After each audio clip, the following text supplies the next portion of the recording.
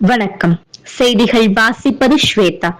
ஆம்பூர் அருகே திருமண செலவிற்காக காரில் உரிய அனுமதியின்றி கொண்டு செல்லப்பட்ட 1,97,500 ரூபாய் பறிமுதல்.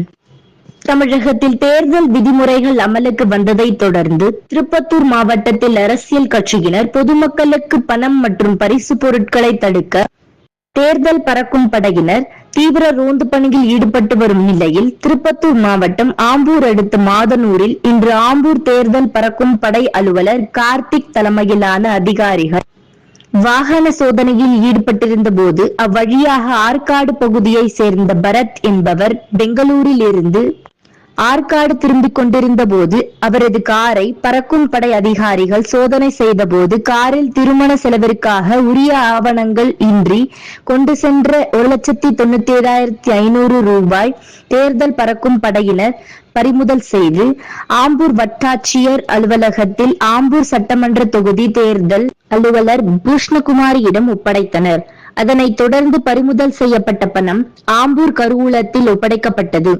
செய்திகளுக்காக விமல்ராஜ்.